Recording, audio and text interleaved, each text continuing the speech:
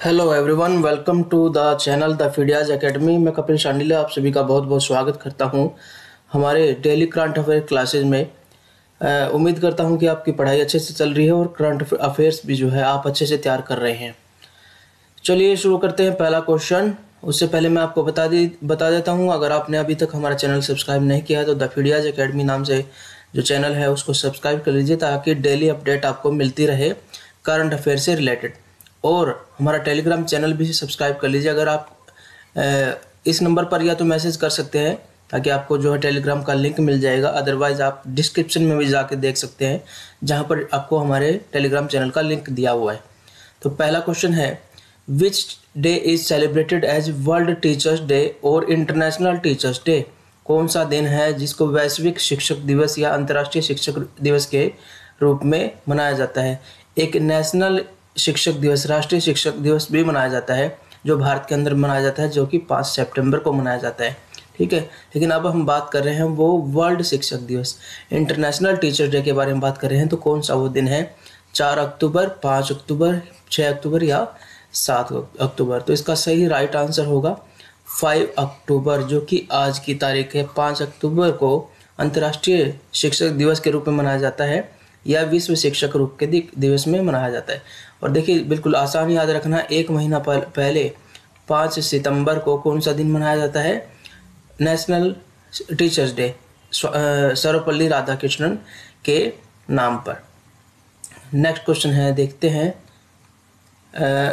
Which state government has recently announced A ban on bottle water from January 2022? देखिए, which state government ने जो है recently ban कर दिया है बोटल्ड वाटर, जो बोतलबंद पानी होता है उस पर बैन कर दिया है।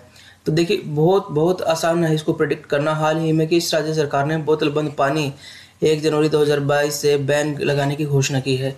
तो आप सभी अगर पहले से तैयारी कर रहे हैं तो आप इजीली बता सकते हैं कि सिक्किम या बिहार या पंजाब या तमिलनाडु। कौन है? तो सही आंसर हमारा सिक्किम होगा। सिक्किम एक ऐसा स्टेट है जो पूरी तरीके से ग्रीन स्टेट बनने के रास्ते पर है और हर वो चीज़ जो पोल्यूशन करती है उसको बैन करता जा रहा है। सिक्किम ने ही जो है ऑर्गेनिक फर्टिलाइज़र को यूज़ करना शुरू कर दिया है कम्प्लीटली, और इसने केमिकल फर्टिलाइजर्स पे बैन कर दिया है। बहुत सारी ऐसी चीज़ें हैं जो सिक्किम ने की है। तो Sikkim is the state which has ban the bottled water, बोतलबंद पानी पर बैन लगा दिया है। कब से? 1 जनवरी 2022 से। ये डेट भी याद रखनी है कि 1 जनवरी 2022 से कर दिया है। Next question, in which of the following state Wada Kolam, a special variety of rice widely grown in the state, has been given GI tag? GI tag के बारे में मैं आपको पहले बता चुका हूँ कि ये एक विशेष तरह का टैग दिया जाता है जो कि किसी स्पेशल ज्योग्राफिकल एरिया में ही जो किसी चीज़ में कोई क्वालिटी पाई जाती है। स्पेशल ज्योग्राफिकल एरिया में अगर कोई नेचुरल चीज़ पैदा होती है, ठीक है, तो वो वहाँ के एरिया की जो है कुछ गुण जो है वहाँ से ले लेती है, तो वो बाकी जगह नहीं हो सकती। तो ये टैग दिया जाता है उस चीज़ को प्रमोट करने के लिए, उसको अच्छा रेट दिलाने के लिए अगर वो फसल उगाई जाती है।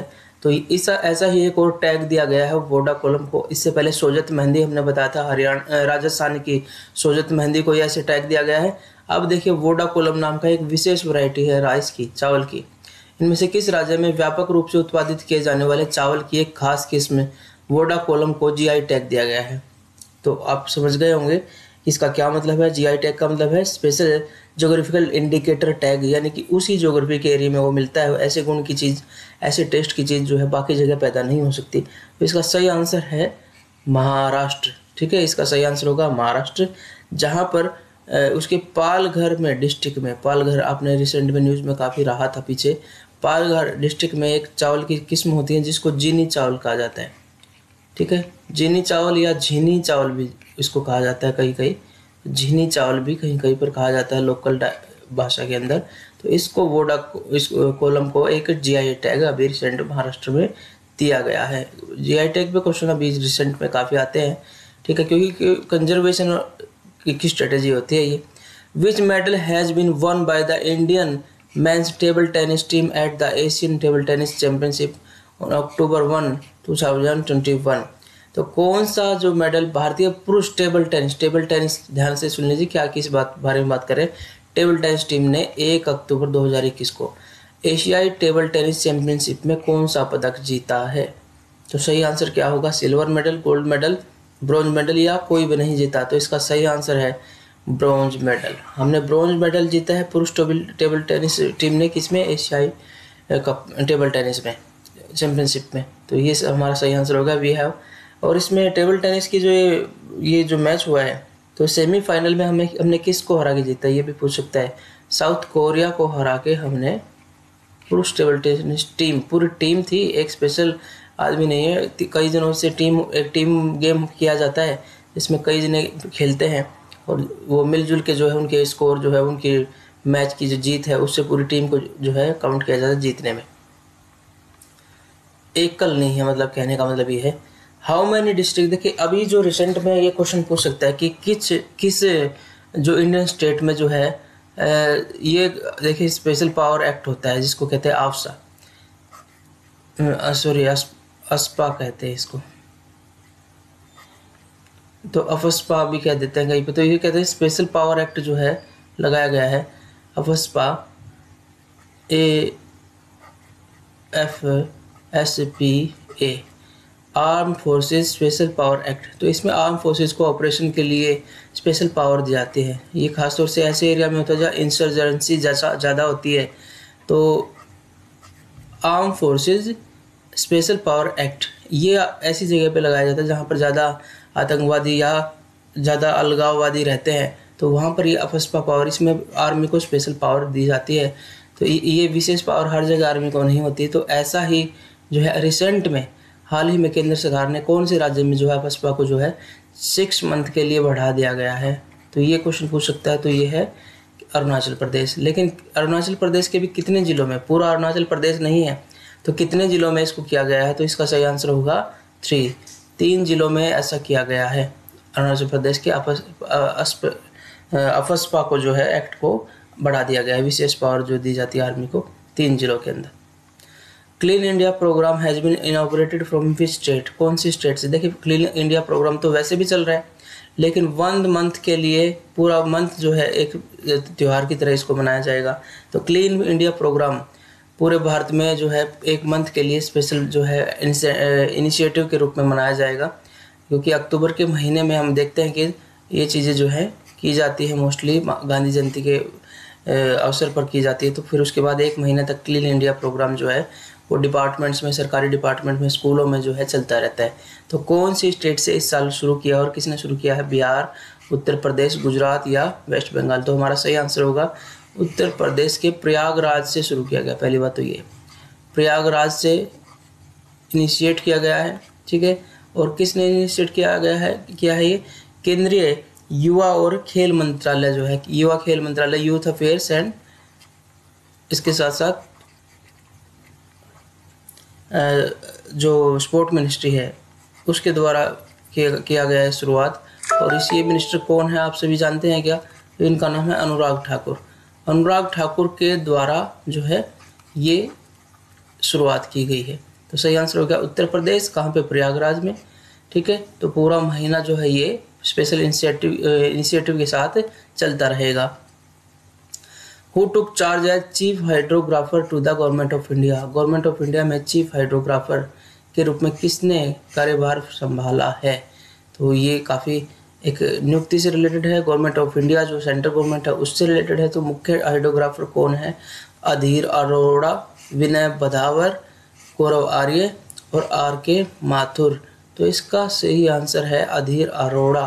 तो इनका जो है टाइटल क्या है अधीर अरोड़ा का, वाइस एडमिरल है। तो वाइस एडमिरल अधीर अरोड़ा ने चीफ हाइड्रोग्राफर के पद पर जो है गवर्नमेंट ऑफ इंडिया में कार्यभार संभाल लिया। आज ज़्यादातर क्वेश्चन जो है स्कीम नहीं है कोई, ज़्यादातर में जो है फैक्चुअल चीज़ें हैं, तो इसलिए ज़्यादा डिटेलिंग नहीं हो रही है। अब एक चीज़ आया है कि एक हमने अभी रिसेंट में जो है एक प्लान इनिशिएट किया है, India unveiled A national action plan for dog mediated rabies elimination. मतलब कुत्ते के काटने से या कुत्ता जिसमें मीडिएटर बनता है रेबीज को फैलाने में, उस रेबीज को जो है एलिमिनेट करने का लिए कि इंडिया ने एक नेशनल एक्शन प्लान बनाया है to eliminate rabies by which year. तो इसके अंदर रेबीज को ख़त्म किस साल तक रेबीज को ख़त्म कर देना है। कुत्ते की मध्यस्थता वाले रेबीज अनुबंध, देखिए पूरा दोबारा पढ़ लेता हूँ मैं। भारत ने किस वर्ष तक रेबीज को ख़त्म करने के लिए कौन सा अभियान चलाया है? कुत्ते की मध्यस्थता वाले रेबीज उन्मूलन के लिए राष्ट्रीय कार्य योजना बनाई है, अनावरण किया है। कब तक रेबीज को खत्म कर दिया जाएगा जो कुत्ते के काटने से होती है? तो 2025, 2021, 2030 या 2032? तो सही आंसर होगा इसका 2030। 2030 तक हमने लक्ष्य रखा है कि रेबीज जो कि एक वायरस से फैलने वाली बीमारी है और मोस्टली गर्म खून के जो जानवर हैं, कुत्ते, बंदर, बिल्ली, इनके काटने से होती है। मोस्टली तो कुत्ते से ही होती है। तो रेबीज को बिल्कुल उन्मूलन करना है और वो कब तक करना है? 2030 तक का टारगेट किया गया है और उसके लिए एक स्पेशल NAPRE, ठीक है, national action plan for dog-mated rabies elimination जो है वो शुरुआत की गई है। Which institution has developed the first alternative to corneal transplantation in India? एक क्वेश्चन पूछा जाता है कि जब भी आई डोनेट की जाती है तो असल में उसमें क्या डोनेट किया जाता है? तो आई डोनेशन में एक तो रेटिना ऑप्शन देते हैं, दूसरा देते हैं कॉर्निया। तो इन्हीं दोनों में से बता दीजिए कि कौन सा जो है वो किया जाता है डोनेशन के में किस चीज़ का यूज किया जाता है? रेटिना का नहीं किया जाता, कॉर्निया का किया जाता है। अब देखिए एक और क्वेश्चन बन गया है कि which institution has developed the first alternative to corneal transplantation in India? तो ये एम्स काफ़ी प्रिडिक्टिव होगा क्योंकि all India medical institute of medical sciences, तो ये एक्सपेक्टेड होगा कि बहुत बड़ा इंस्टीट्यूट है। फिर उसके बाद जिप मेर है, IIT हैदराबाद है और NIT तिरुचिरापल्ली। तो ये सही आंसर हमारा है IIT Hyderabad is that institution that has developed an alternative to corneal transplantation. अगर कॉर्निया नहीं भी है तो उसकी जगह जो है एक अल्टरनेटिव ढूंढा है जिसको जो है हाइड्रोजेल जैसा एक आग से एक पदार्थ निकाला जाता है जो कि कॉर्निया बनाने में हेल्प कर सकता है। अब है central institute of fishery technology is located in which state? ये काफ़ी फैक्चुअल क्वेश्चन है, ये कभी कभी लेकिन आ जाता है। अब देखिए कौन कौन से जो है स्टेट है जिसके अंदर ये है। तो देखिए यहाँ पर तमिलनाडु है, केरला है, आंध्र प्रदेश है और गुजरात है। चारों ही state on the coast of sea है, यानी कि समुद्र के तट पर है। तो वेरी मच डिफ़िकल्ट हो जाएगा, प्रिडिक्टिव आंसर नहीं हो सकता है। लेकिन फिर भी हम थोड़ा सा आइडिया लगा सकते हैं कि which one is situated at the coast of sea, completely at the coast of sea in the south. तो केरला जो है यहाँ पर इस राज्य के अंदर वो भी स्थान पूछे तो कोचीन में वो स्थान है जहाँ पर central institute of fisheries technology को जो है स्टेब्लिश है। केंद्र शासित प्रदेश में नहीं, राज्य में है। केरला हो गया तो हमारा आंसर। तो लेकिन ये अभी अभी जो है इतना ज़्यादा क्यों जो है हाईलाइटेड था central institute of fishery technology? तो रिसेंटली इसने एक फर्टिलाइज़र बनाया है, ठीक है। वो फर्टिलाइज़र क्रॉप्स में अगर यूज करें तो पैदावार जो है, प्रोडक्शन जो है वो काफ़ी इंक्रीज हो सकता है। अब उस फर्टिलाइज़र का नाम है फोलियर स्प्रे। फोलियर स्प्रे नाम का इस फर्टिलाइज़र है जो कि फसलों के ऊपर जो स्प्रे किया जा सकता है और इंक्रीज वो यील्ड को, जो उत्पाद है उसको, ये फसल को उत्पादन में जो है हेल्प करेगा, ज़्यादा बढ़ेगी। ये किससे जो है निकाला जाता है, किससे बनाया जाता है? श्रिम्प से, ठीक है। श्रिम्प जो है कल्चर कहते हैं, झींगा मच्छी का जो कल्चर किया जाता है, झींगा मच्छी, ठीक है, प्राण भी बोलते हैं इसको। तो इससे ये फोलियर स्प्रे बनाया जाता है जो कि एक फर्टिलाइज़र के रूप में यूज हो सकता है इन द क्रॉप प्रोडक्शन। तो ये हमारे 10 क्वेश्चन डेली ख़त्म हो गए। तो आप डेली करंट अफेयर से हमारे से जुड़े हुए हैं तो आपको जो है डेली 10 क्वेश्चन से ज़्यादा जो है, कभी कभी 10 या उससे ज़्यादा क्वेश्चन डिस्कस किए जाते हैं और इसमें वैरायटी ऑफ क्वेश्चन जो एग्ज़ाम के पॉइंट ऑफ व्यू से काफ़ी इंपॉर्टेंट होते हैं वो आपके साथ डिस्कस किए जाते हैं। तो आपको ये कैसा लगा वीडियो? अगर आपको ये पसंद आया तो ज़रूर हमारे इस वीडियो को लाइक कर दीजिए, कमेंट कीजिए और उसके साथ साथ सब्सक्राइब भी कर लीजिए चैनल को अगर आप इस चैनल पर नए हैं, ताकि करंट वीडियोज़ की नोटिफिकेशन आपको मिलते रहे और किसी भी डेली क्लास को आप मिस ना करें। डेली तैयार करें ताकि बोझ ना हो, ठीक है। और इसके अलावा आप टेलीग्राम चैनल हमारा सब्सक्राइब कर सकते हैं जो कि जिसका लिंक दिया हुआ है इसके डिस्क्रिप्शन के अंदर। तो हम फिर से थोड़ी सी मोटिवेशनल टॉक लास्ट में करते हैं। तो ये देखिए, आपको मैंने कहा है कि स्टार्ट लाइक ए वार, एक युद्ध की तरह अपनी तैयारी शुरू करो और एंड लाइक ए वार, एक युद्ध की तरह ही ख़त्म करो, बीच में धीमा नहीं पड़ना है। तो जो ये आप कंपटीशन देखते हैं कि बुलबुले की तरह है, अगर थोड़ा सा आप तैयारी कर लेते हैं तो उस बुलबुले को आप कंपटीशन को आप ब्रस्ट कर सकते हो। तो इस तरीके से तो आपको जो कंपटीशन इतना हैवी दिखाई देता है वो इतना हैवी नहीं है, इतना ज़्यादा नहीं है, बशर्ते कि एक जॉब का एक लेवल होता है। जैसे आपको तैयारी कर रही है, आप यहाँ तक तैयारी ले रहे हैं, लेकिन जॉब की तैयारी थोड़ी सी इतनी करनी है।